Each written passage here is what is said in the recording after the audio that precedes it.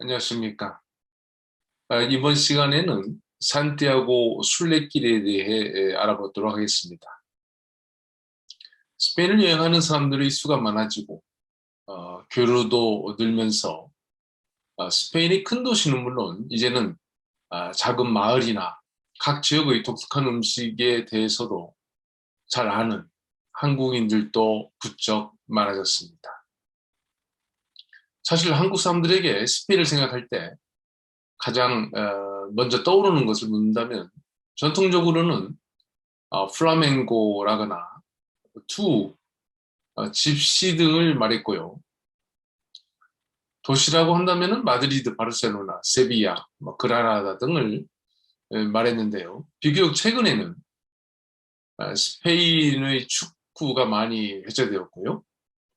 이제는 가장 먼저 떠오르는 것이 산티아고 순례길이라고 말할 수 있을 정도로 이 길에 대한 한국 사람들이 관심이 높습니다. 낯선 나라의 낯선 길이 어느새 우리에게 너무나도 익숙한 것이 되었고 일생에 꼭 실행해야 할 버킷리스트에 올려놓을 정도인데 이 길을 가는 사람들 중에 한국인이 특히 많다는 점도 특이하지만 이건 역시 현실이죠. 사실 이 길에 대해서는 유학하면서 스페인에 살던 시기에는 잘 알지 못했습니다. 물론 그때 한국에는 전혀 알려지지 않은 것은 당연하고요. 스페인 내에서도 방송에서나 주변 사람들이 언급하는 것을 저는 듣지 못했습니다. 1000년도 넘는 이 산티아고 순례길은 1993년 유네스코 세계 문화유산으로 지정되었지만 그때만 해도 스페인 사람일지라도 이 길에 대해서는 잘 몰랐던 것인데요. 결국 이 길은 2000년대에 들어서면서 사람들 사이에 알려지기 시작했다고 봐야 할 것 같습니다. 어느 여름 방학 중 스페인에 갔을 때 지금의 스페인 왕인 필리페 6세가 왕세자 시절에 이 길을 여러 사람들과 함께 걷는 장면이 텔레비전에서 나왔던 것을 기억하고 있습니다. 실제로 2004년에 당시 왕세자 이름으로 주는 프린시페 데 아스투리아스 상을 바로 이 산티아고 순례길이 받게 되었는데요. 아마도 이 시기를 전후로 해서 스페인에서는 대대적으로 이 길을 알리는 작업을 했던 것으로 보입니다. 물론 종교적인 의미를 갖고 있는 길이지만 일종의 관광 상품으로 세계인에 내놨던 것으로 볼 수 있겠죠. 자료를 보면 1999년부터 사람들이 몰려왔고요.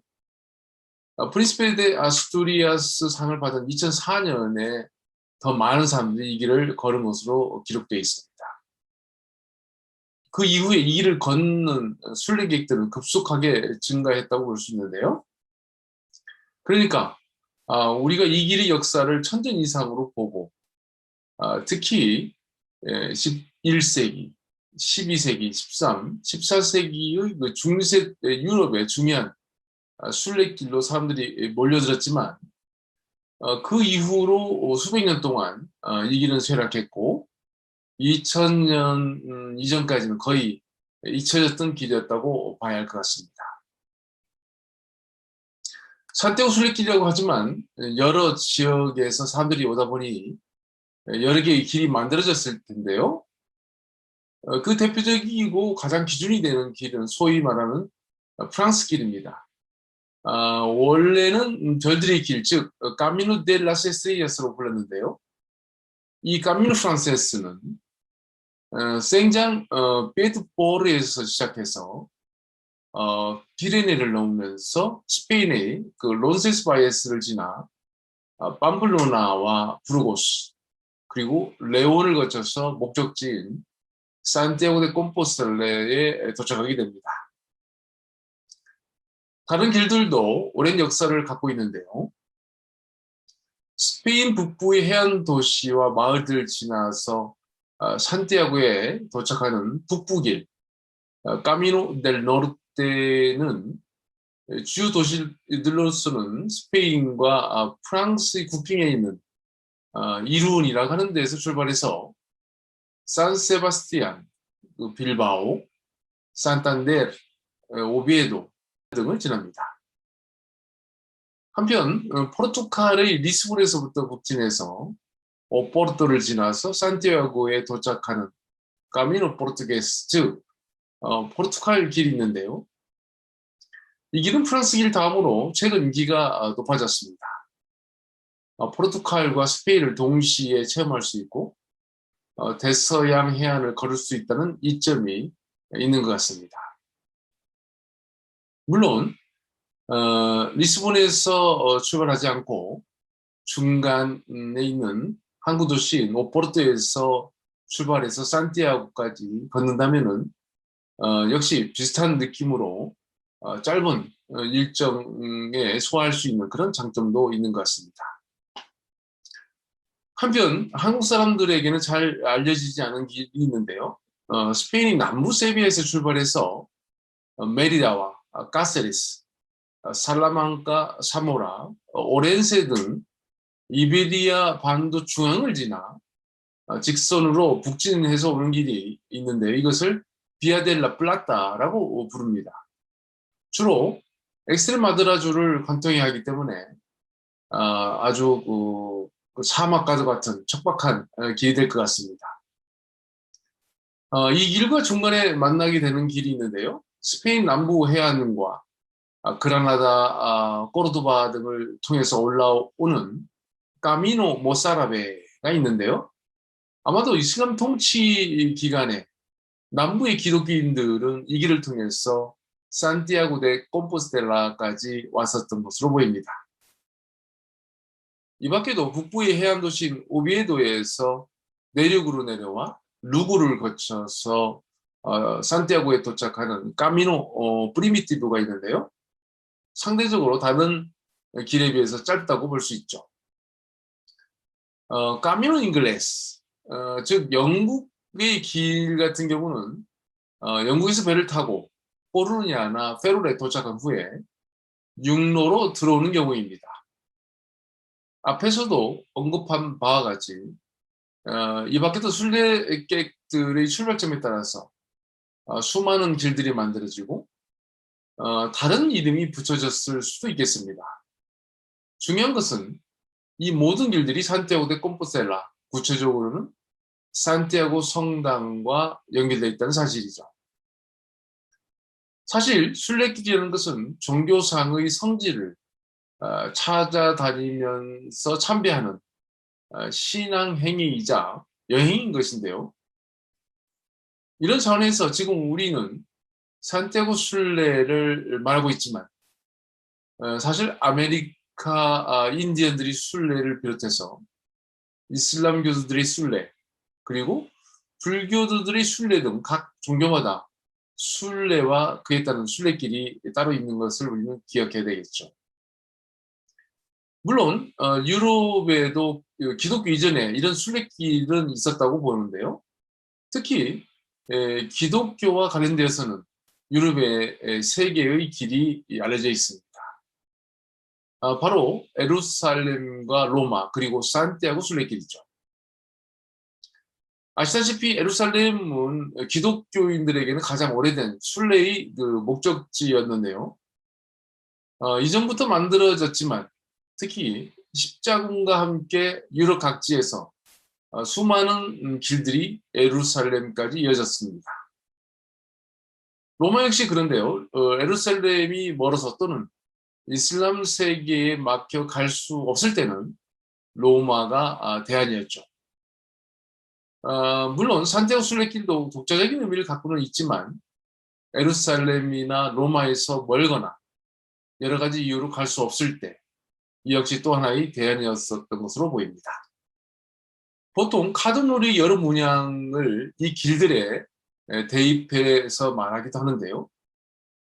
예루살렘까지의 순례길은 성부의 길이라고 하는데 카드의 문양으로 말할 때는 하트라고 말하죠. 로마까지의 길은 클로버로 대입하고 산티아고 순례길 같은 경우는 스페이드로 대표해 봅니다. 참고로 하트는 봄과 사랑을, 클로버는 여름과 행운을, 스페이드는 겨울과 죽음을 의미하기도 하는데요. 이런 요소들이 이 세 개의 순례길의 특징과 함께 적용되었을 것으로 보입니다. 그렇다면 나머지 다이아몬드가 남았는데요.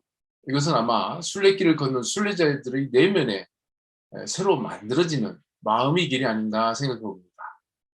가장 값진 길이라고 말할 수 있을 테니까 말이죠.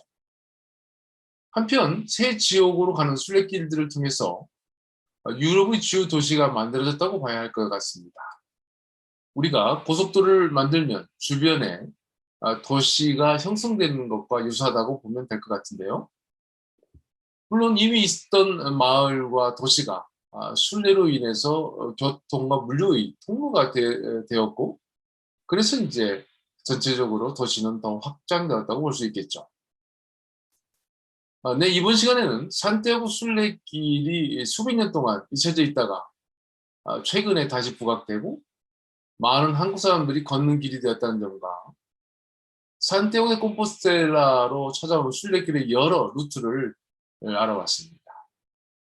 아울러 유럽에서는 산티아고 순례길 외에도 예루살렘, 로마 등으로 지속적인 순례가 있었다는 점, 그리고 그 순례와 사람들의 이동을 통해서 길과 마을이 만들어지고 유럽이 연결됐다는 점을 생각해 봤습니다. 감사합니다.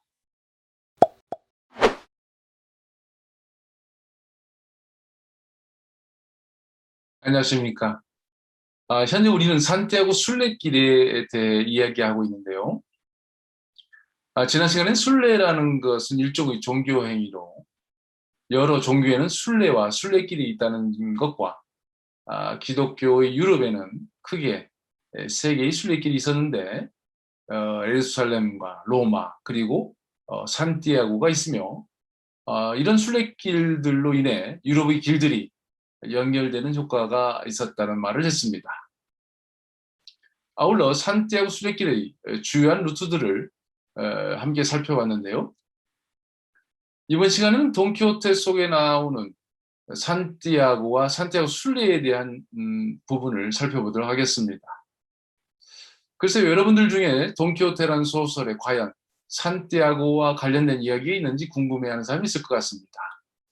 사실 돈키호테는 당시 인기 있었던 기사소설인 아마디스 가올라에서의 아마디스 가올라라는 기사나 롤랑의 노래 그리고 광란의 오를란도라는 작품의 주인공인 롤랑, 그리고 엘시드라는 서사시의 주인공인 로드리고 디아스 데 비바르 등이 자주 언급되어 있는데요. 거기에 스페인의 수호성자인 산티아고와 그에 관련된 지역이나 인물들에 대해서도 언급되어 있습니다. 먼저 스페인을 여행하는 유럽의 순례자들 이야기를 작품 속에서 접할 수 있는데요. 돈키호테의 시종인 산초가 공장의 명예에 따라 바라타리아 섬의 총독직을 아주 충실히 수행하다가 결국에는 총독직을 스스로 포기하고 섬을 나오는 장면이 있습니다. 사실 자기가 다스리는 섬에서는 가장 높은 총독이지만 자기 마음대로 먹을 수 없도록 간섭을 당합니다. 식탐이 큰 산초인데 말이죠.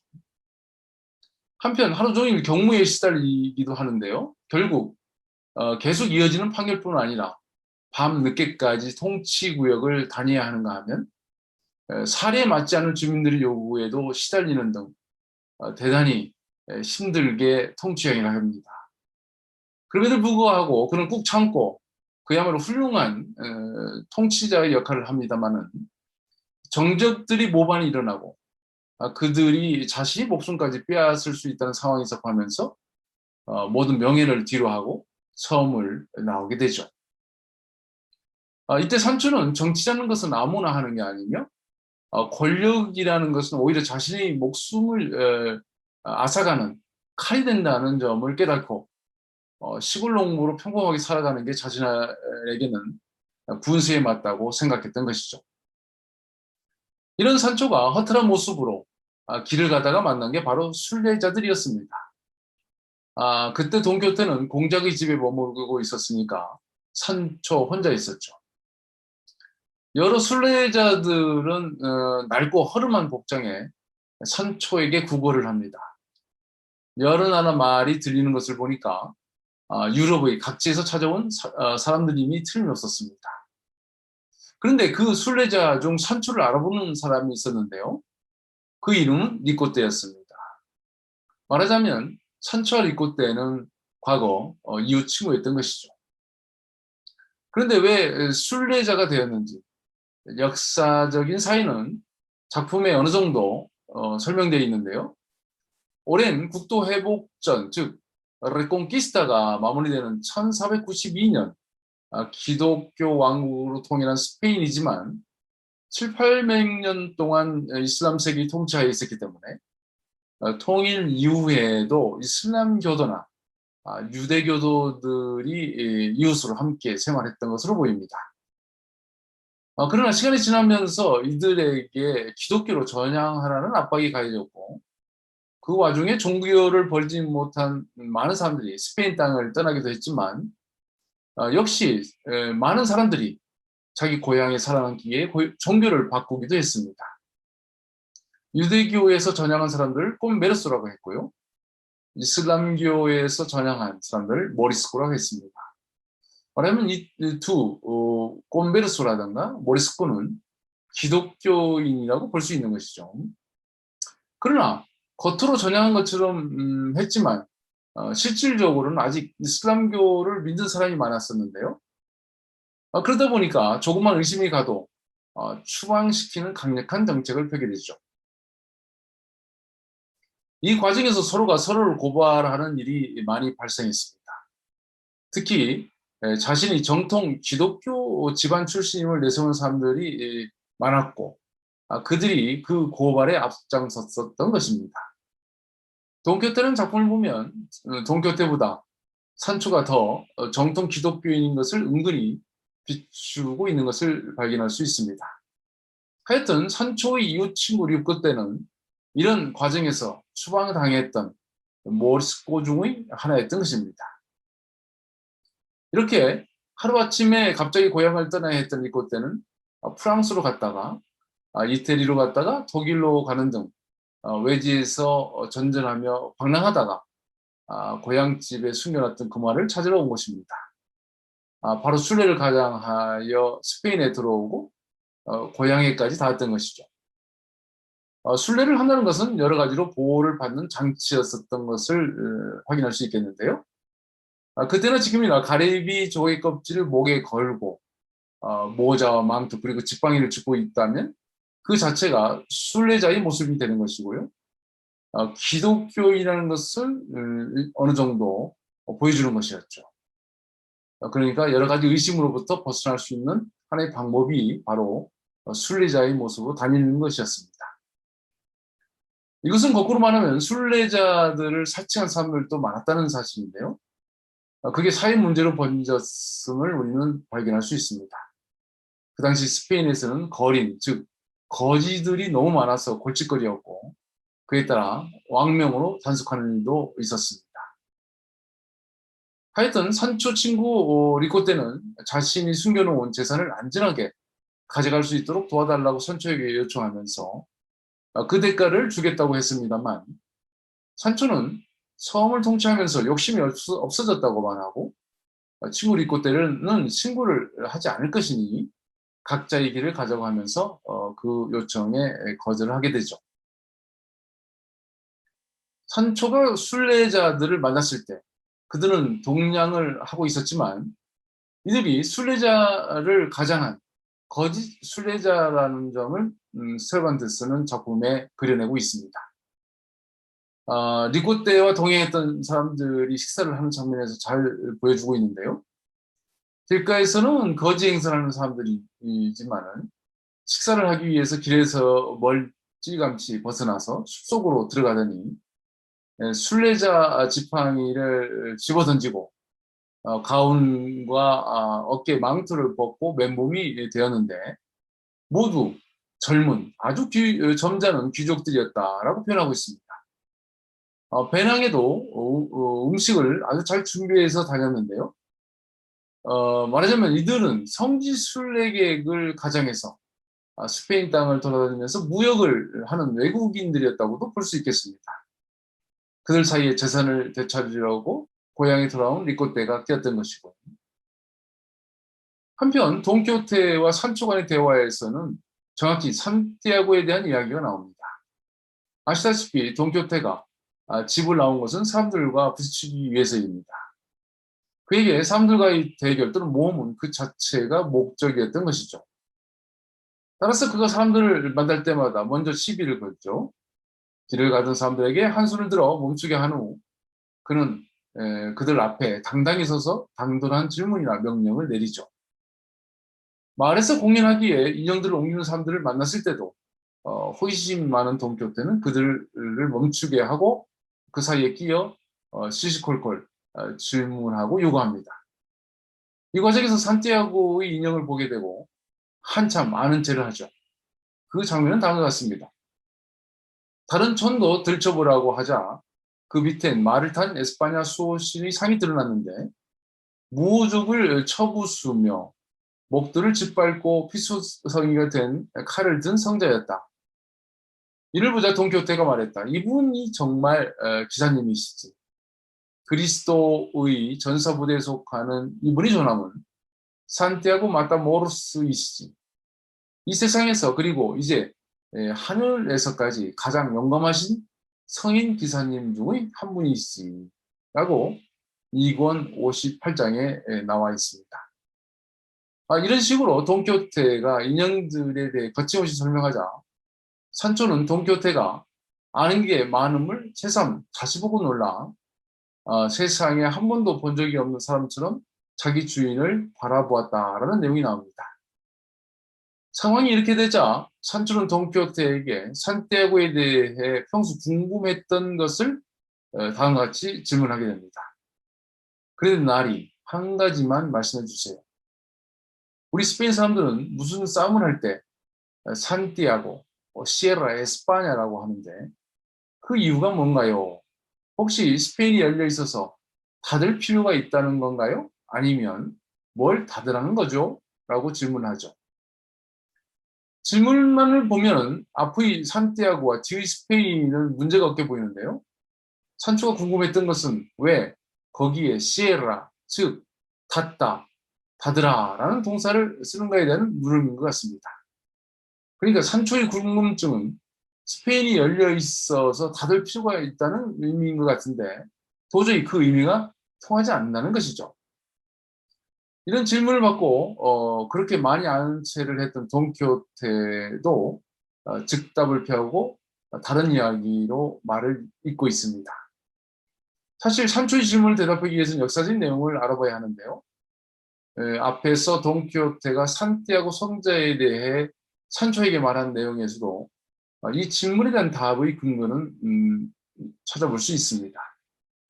먼저 산티아고라는 즉 야고보라는 사도가 세르반테스 시대에도 스페인의 수호성자였다는 점을 알 수 있고요. 이미 사람들 사이에서는 그가 사도로서의 의미보다는 스페인 땅을 오랫동안 점령해온 무호족, 즉 이슬람 세계와의 전투에서 선두에 서서 전투를 승리로 이끄는 기사로 인식되었다는 사실이죠. 즉 기독교의 사도에서 기독교의 기사로서 그 존재 의미가 더 강해졌던 것입니다. 복음 전파를 위해 땅끝까지 찾아온 산티아고 사도가 아닌 산티아고 마타모로스, 즉 모르드를 칼로 베는 전투하는 기사로 변한 것이죠. 이런 이유로 해서 기독교 왕국의 스페인 사람들은 전투를 할 때 산티아고 시에라 에스파냐를 외쳤던 것인데요. 이 전통은 세르반테스 시대에도 계속되었던 것이죠. 돈키호테는 산초의 질문에 답을 하지 않았지만 위의 외침을 다시 한번 번역해보면 산티아고 기사님이 나타나셨다. 호위망을 좁혀라. 스페인을 위해 진격하라 라는 의미가 될 것 같습니다. 산초가 궁금했던 닫다, 닫으라 라는 동사는 여기서 포위망을 좁혀라 또는 공격하라라는 의미로 쓰인 것이죠. 네, 이번 시간에는 돈키호테 속 산초의 친구, 리꼬떼와 순례자들, 그리고 돈키호테와 산초 간의 대화를 통해 세르반테스의 시대에 산티아고 순례의 자치와 초기 선교 및 순교의 대표적인 인물인 산티아고 사도가 스페인에서 어떻게 기사로 인식되게 되었는가를 함께 알아봤습니다. 감사합니다.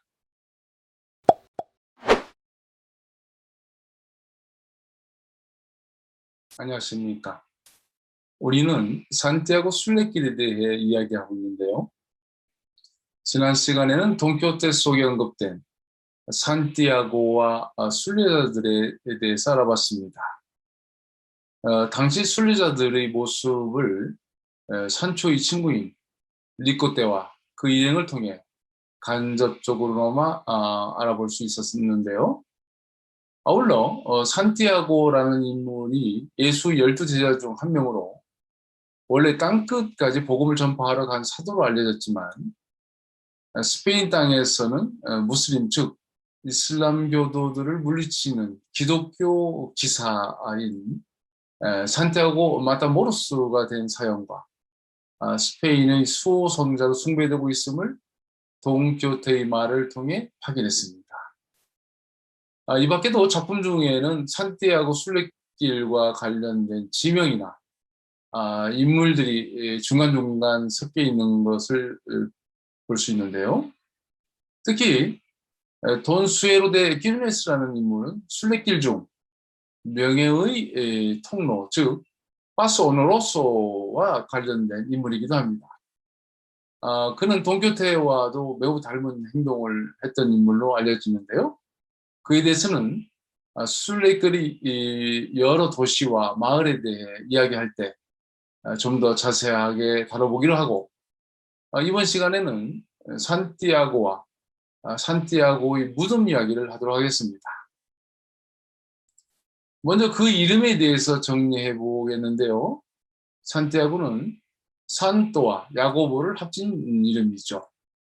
여기서 산또는 성스럽다는 의미로 이름 앞에 붙이는 것이니까 산티아고는 성자 야고보 또는 야고보 성자라는 의미가 되겠습니다.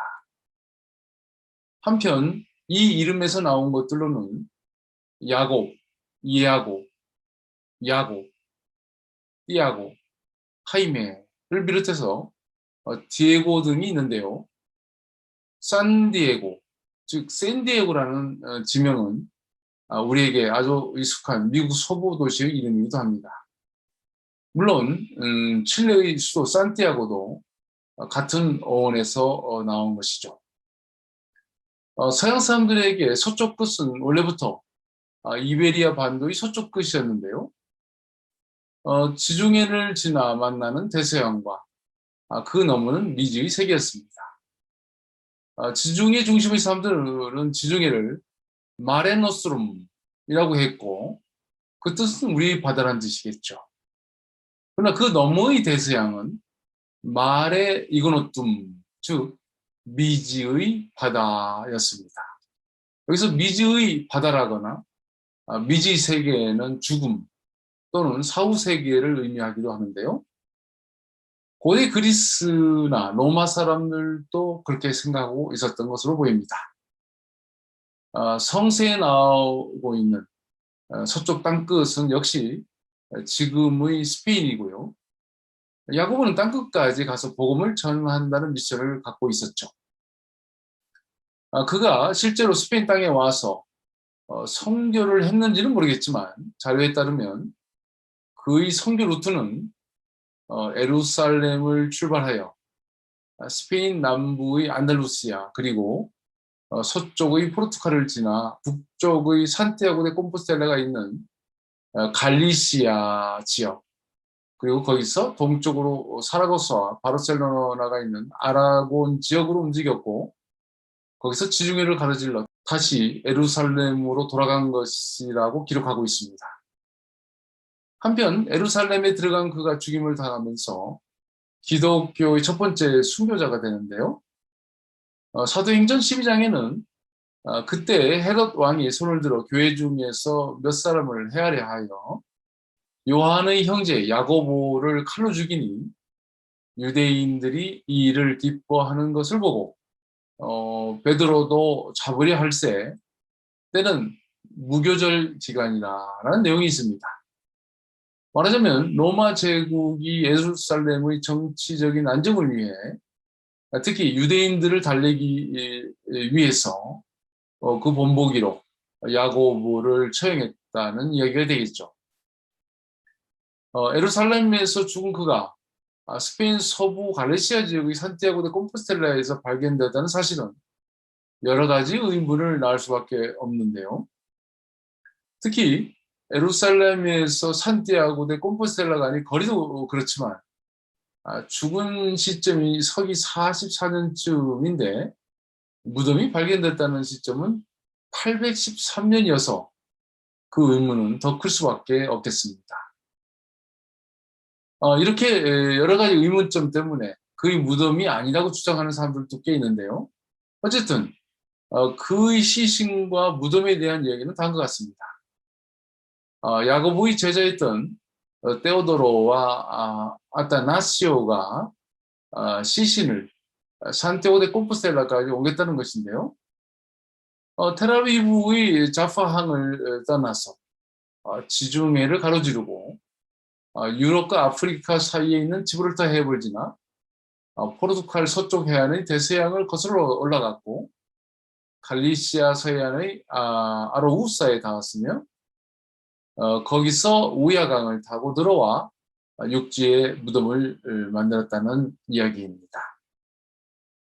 하여튼 이 두 제자들은 끝까지 야고보의 무덤을 지켰다고 하고 파이오라는 목동이 어느 날 별이 가르치는 곳에 땅을 파니 야고보와 두 제자의 관이 있었다는 것입니다.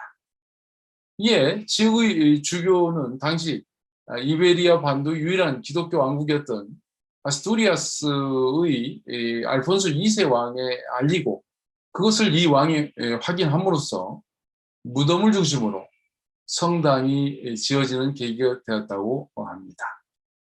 물론 더 중요한 것은 이 사건을 계기로 산티아고 순례길이 만들었다는 것이고 야고보가 떠난 지 2000년 정도가 되었고 그의 무덤이 발견된 지 1200년이 지난 지금 산티아고와 전혀 관계없었던 한국 사람들이 꼭 걷고 싶어하는 길이고 실제로 많은 수의 한국 사람들이 찾고 있다는 점이죠. 네, 이번 시간에는 사도 야고보가 땅끝까지 복음 전파를 위해 이동한 경로와 그가 예루살렘에서 순교한 후에 어떻게 스페인 땅에 옮겨졌는지를 알아봤습니다. 오늘 여러 가지 의문과 논란에도 불구하고 결국 1000년 이상 수많은 순례자들이 찾아오고 지금은 우리 한국 사람들까지 찾아오는 등 야고보의 복음은 계속되고 있다는 점을 함께 생각해 봤습니다. 감사합니다.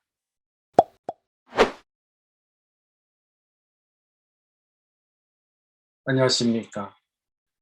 지난 시간에는 땅끝까지 복음 전파를 위해 이베리아 반도에 왔다는 사도 야고보의 이동 경로와 그가 순교한 후 두 명의 제자에게 시신이 주중해를 가로질러 이베리아 반도의 서부, 즉 포르투갈 해안을 타고 북쪽으로 올라와 지금의 산티아고 데 콤포스텔라에 묻히게 된 내용을 다뤘습니다.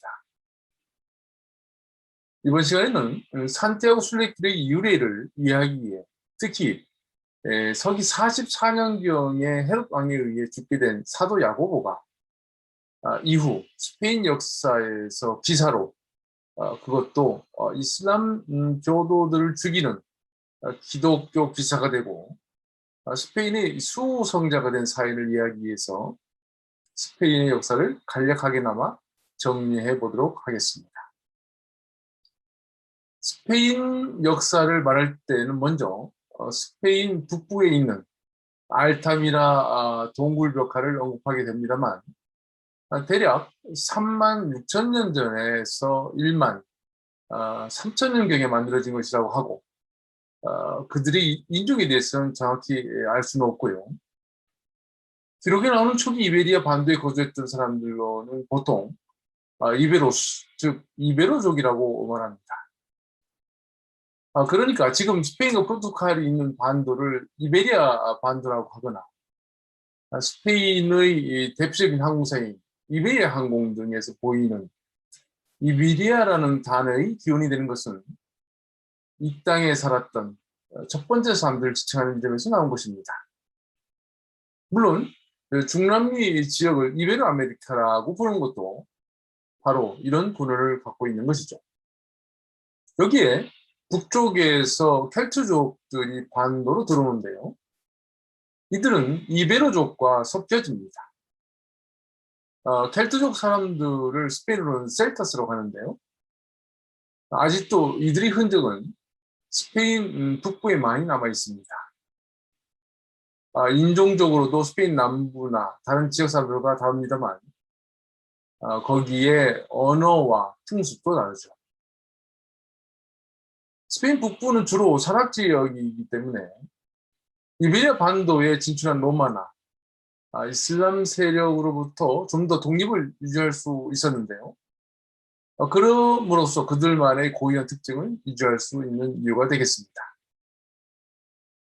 스페인 북부 갈리시아에 있는 말하자면 산티아고 데 콤포스타에서 멀지 않은 비고라는 항구 도시에 프로축구팀이 있는데요. 그 이름이 셀타 비고인 것도 켈트족들의 자체를 엿볼 수 있게 하는 한 예가 되겠습니다. 한편 유럽은 지중해를 중심으로 발전하고 확장해왔다고 봐야 할 것 같은데요. 패권을 잡으려고 서로 경쟁하고 전쟁을 했고 그 세력의 향방에 따라서 지중해와 유럽의 역사가 새롭게 쓰였던 것입니다. 지중해 패권을 잡은 사람들은 지중해 서쪽에 있는 스페인 땅에까지 진출하고 자리를 잡게 되었죠. 먼저 지금의 시리아, 레바논 등이 있는 지역에서 나온 페니키아가 이베리아 반도의 남부에 자리를 잡았습니다. 기원전 1100년경에 이들이 남부에 세운 도시 중에 하나가 바로 까디스죠. 이어서 그리스 사람들이 이태리를 비롯해서 지중해의 서북부 지역을 타고 스페인 동북부 해안 지역에 자리를 잡게 됩니다. 대략 기원전 7세기로 알려지고 있는데요.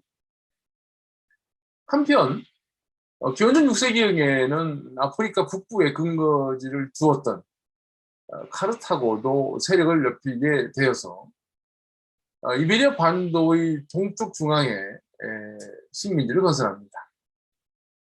지금도 이 지역의 도시 중에서는 카르타헤나가 있으니까 바로 그들의 흔적이기도 합니다. 역사적으로 보면 이들은 앞에서 언급했던 페니키아에서 분리되어 나온 세력이었는데요. 돈키호테에서도 돈키호테와 산초가 집으로 돌아가던 중에 한 마을의 여인숙에 들렀을 때 방 안에 걸려있던 두 개의 그림을 발견하는데요. 그 중의 하나가 바로 떠나가는 아이네이아스를 바라보며 눈물 짓는 디도의 모습이었죠.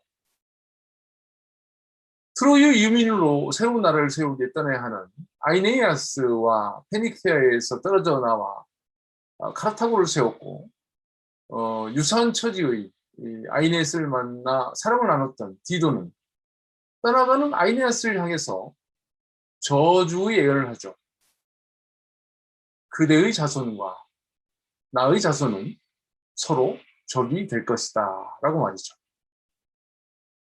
한편 카르타고 세력에 이어서 아이네스가 추적을 놓은 로마가 3차에 걸친 포에니 전쟁을 통해서 카르타고를 이기고 이베리아 반도에도 진출하게 되는데요.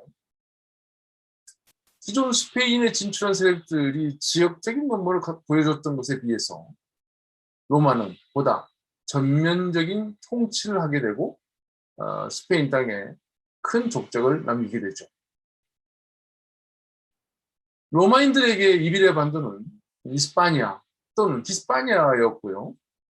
지금 우리가 스페인을 부를 때의 에스파냐라거나 미국의 중남미계 사람들을 히스패닉이라고 부르는 것들이 다 로마 시대 때의 이스파니아라는 이름의 어원을 두고 있는 것이죠. 로마는 스페인 땅에 언어는 물론 각종 건축물과 도로 등의 중요한 기간 시설들을 남겼는데요. 스페인의 여러 지역에 있는 로마의 연극장이나 원정 연기장 등을 비롯해서 세고비아의 로마 수로도 그 대표적인 유적입니다.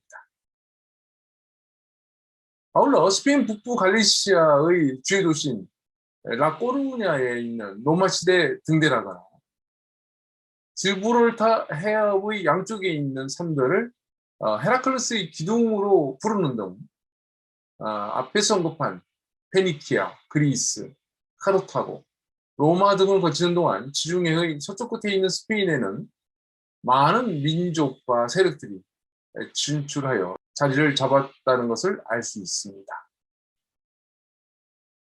로마 다음으로는 잘 아시는 바와 같이 훈족의 서진으로 데르만족이 움직였고 이들에게 밀린 비시고도 즉 서고트족들이 스페인 땅에 들어왔고요. 이들은 특히 똘레도에 자리를 잡습니다. 413년에 들어온 것으로 기록되어 있는데요. 스페인에 들어온 서고트족은 레카레도 왕이 기독교로 개종함으로써 그때부터 기독교를 공식적으로 인정했다고 봐야 할 것 같습니다. 그게 589년이었죠. 참고로 로마에서 기독교가 공인된 것이 313년이었고 국교로 삼았던 것이 392년이었죠.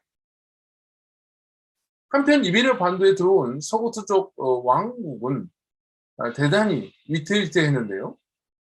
결국 극심한 혼란을 틈타서 이슬람 세력이 지브롤타를 넘어 들어오게 되는데 그게 711년입니다. 이슬람 세력은 마호메트에 의해서 통일되었고 그 세력은 급속도로 확대되었는데요.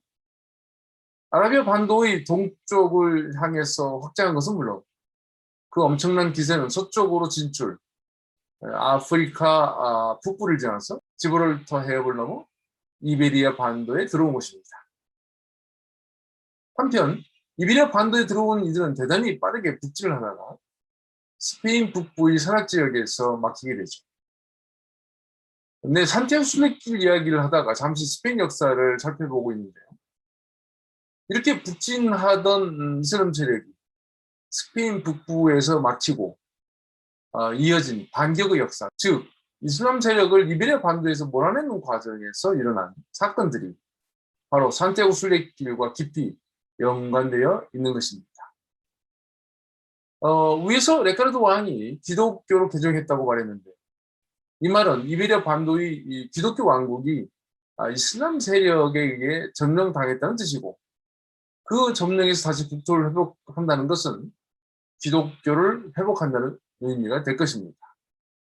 따라서 이베리아 반도에서 이슬람 세력이 들어온 시기부터 그들을 완전히 몰아내는 1492년까지의 기간을 레콘키스타, 국토 회복전이라고 부르게 됩니다.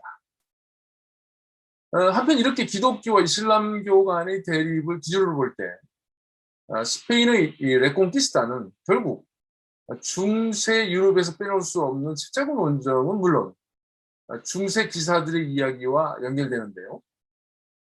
11세기에서 13세기까지 일어난 십자군 원정의 시기는 결국 이베리아 반도 내에서는 711년에서 시작해서 1492년에 마무리되는 레콘키스타 기간 안에 넣어서 말해도 무관할 것 같습니다. 어쨌든 스페인 레콘키스타 중에는 중요한 사건들이 일어났는데요. 이슬람 세력의 북진을 막았던 사건으로 722년에는 꼬바동과 전투가 있었습니다. 그때의 영웅이 돈 펠라우였고요. 지금도 스페인 왕가의 첫 번째 왕으로 그를 언급하고 있습니다. 이어 이슬람 세력이 피레네를 넘지 못하게 막았던 프랑코 왕국의 샤르바네 대제와 그의 기독교 군대와 이슬람 세력 간에 있었던 론세스바이에스에서의 패배도 중요한 사건입니다. 2008년에 일어난 론세스 바이어스의 사건에는 샤르만르 대제의 조카로 알려진 롤랑의 이야기가 롤랑의 노래라는 이름으로 프랑스 문학의 첫 번째 작품으로 알려지고 있죠. 동시에 유럽 문학에 크게 영향을 줍니다만 돈키호테라는 소설도 그 범주 안에 있다고 보면 될 것 같습니다. 한편 우리가 살펴보고 있는 레콘키스타의 과정에서 산티아고 순례길의 주인공인 야고보의 무덤이 발견된 것도 이 과정에서 있었는데요. 813년에 그의 무덤이 발견되었고 844년에는 끌라비호라는 지역에서 그가 흰말을 타고 나타나서 전투를 지휘함으로써 이슬람 세력과의 전투에서 승리하게 되었다고 말하고 있죠. 물론 그 뒤로도 그는 많은 전투에 나타났고요. 그래서 스페인의 수호성자가 된 것인데 그 이름이 산티아고 마타모로스, 즉 무호족을 물리치는 산티아고 기사인 것을 상기해 보면 그의 무덤 발견은 다분히 이슬람 세력을 물리치는 레콘키스타와 연결되어 있음을 추측해 볼 수 있겠습니다. 이 밖에도 스페인의 국민 영웅으로 추앙되는 엘시드, 즉 로드리고 디아스 데 비바르 장군의 이야기는 엘시드의 노래에 담겨져 스페인 문학의 첫 번째 서사제가 되죠. 이런 레콘키스타의 시기에 수많은 기사들의 이야기는 작품화되었는데요. 그러다 보니까 한 인물이 영웅이 되고 그것이 지나치게 확대되었으며 비현실적인 이야기로 변하게 되었던 것이죠. 환상적인 분위기에 마법사나 괴물이 등장하고 모든 부분에서 완벽한 기사가 만들어졌던 것이죠. 세르반테스가 돈키호테를 쓰면서 당시 사람들이 이렇게 만들어진 이상적인 기사 이야기에 빠져 있는 현상을 꼬집으면서 비현실적인 기사 이야기의 종지부를 찍기 위해서라도 돈키호테라는 작품을 눈놓겠다고 했습니다. 돈키호테라는 인물이야말로 엉터리 기사였던 것을 강화하면 광적이고 불완전하고 결점투성이의 돈키호테를 통해서 기사를 희화함으로써 사람들로 하여금 중세 기사에 대한 환상을 깨려는 그의 의도를 충분히 발휘하고 있다고 말할 수 있겠죠.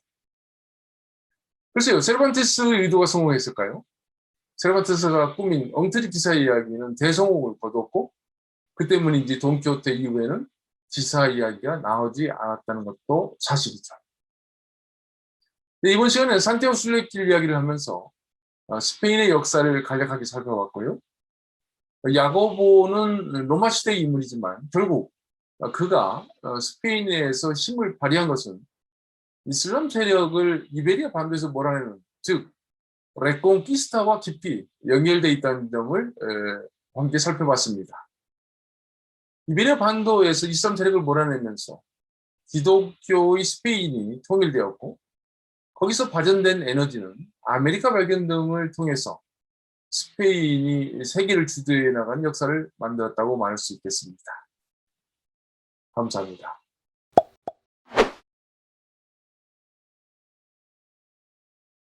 안녕하십니까.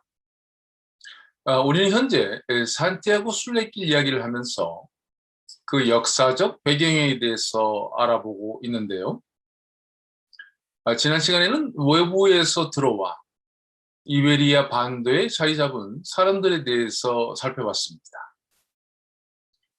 페니키아인과 그리스인, 그리고 카르타고인과 로마인들에 대해 말했고요. 비시고도, 즉 서고트족과 그들이 혼란을 틈타 아프리카에서 건너온 이슬람 세력에 대해 말했습니다. 그리고 스페인이라는 나라는 결국 이 이슬람 세력을 반도에서 몰아내는 과정에서 형성되었다는 점을 말했습니다.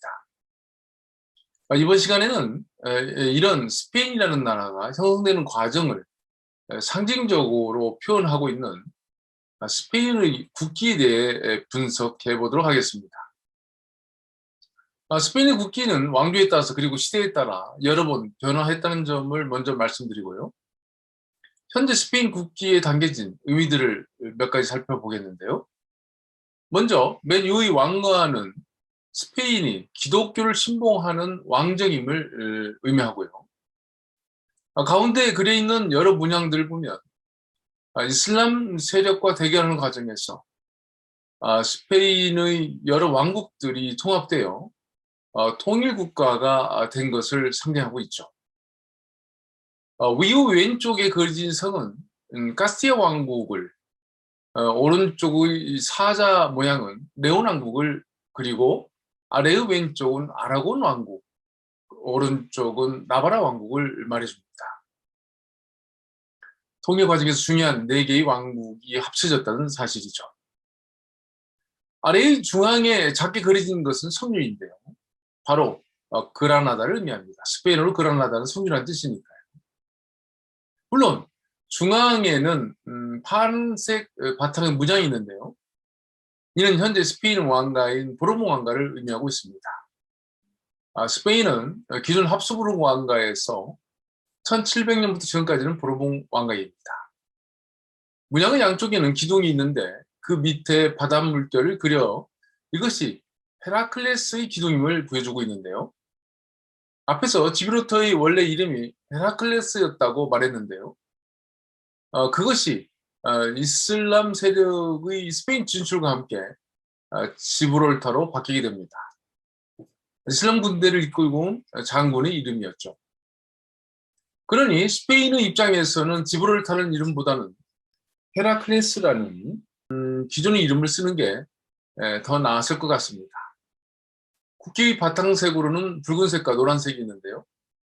그에 대한 설명은 여럿이 있어서 확실한 것은 없습니다만, 노란색은 아메리카에서의 황금을 상징하고, 붉은색은 스페인을 위해, 즉 조국을 위해 흘린 스페인 사람들의 피를 상징한다고 말하기도 합니다. 한편 위에서 살펴본 바와 같이 스페인은 여러 세력들이 자리를 잡았던 곳인데요. 그 중에서도 700년 이상, 거의 800년을 머문 이슬람 세력의 영향이 가장 크고 전면적이었다고 말할 수 있겠습니다.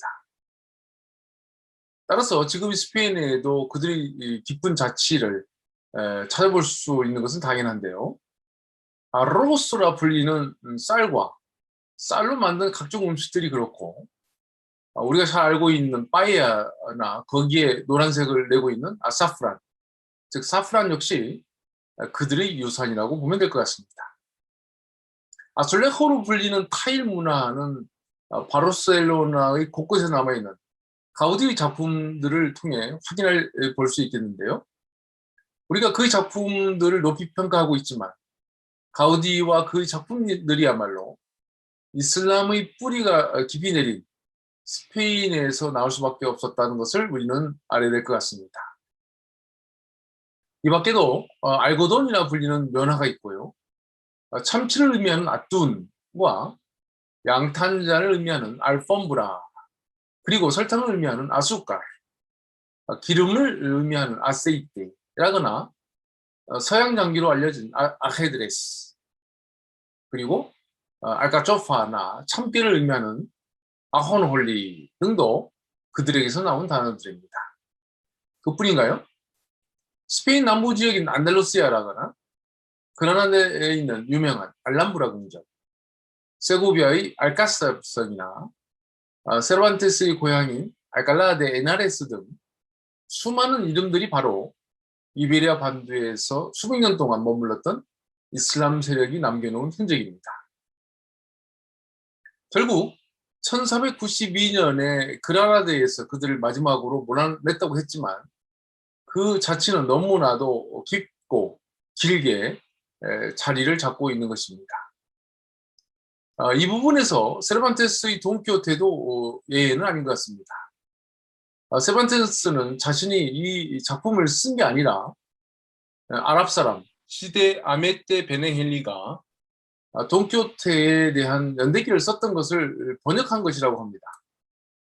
물론 그가 지어낸 말이기는 하지만 전혀 근거가 없는 것은 아니라는 주장도 있습니다. 말하자면 돈키호테 역시 아랍인이 남겨준 유적이라고 말할 수 있는 것이죠.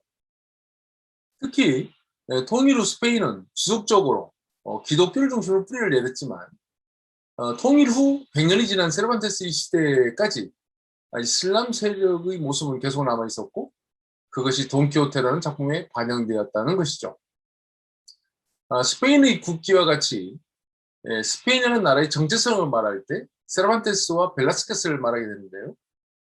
앞에서 언급했듯이 스페인이라는 나라의 정체성에는 이렇게 이슬람 세력의 영향이 지대했다고 말할 수 있게 됩니다. 이번 시간에는 산티아고 순례길의 역사적 의미를 이해하기 위해서 스페인의 국기에 담긴 의미들을 분석해 봤고요. 스페인에 남겨진 이슬람의 자치에 대해서도 간략하게 알아봤습니다.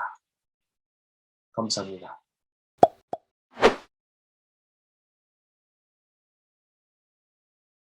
안녕하십니까. 산티아고 순례길 이야기를 하면서 지난 시간에는 스페인의 역사에 대해서 간략하게 살펴봤는데요. 이베리아 반도에 들어왔던 페니키아, 그리스, 카르타고, 로마 등 지중해의 패권을 잡은 후 지중해의 서쪽 끝에 있는 이베리아 반도에 진출한 세력들에 대해 말했고 로마 이후에 반도에 들어온 서고투족 그리고 아프리카 북부에서 지브롤타를 넘어 들어온 이슬람 세력에 대해서도 언급해봤습니다. 한편 이슬람 세력을 몰아내는 레콘키스타 즉 국토 회복전의 과정에서 생긴 스페인의 여러 왕국들과 그들이 통일되는 형태 그리고 스페인의 영토와 왕가의 정체성 등을 스페인의 국기를 분석해 보면서 살펴봤습니다.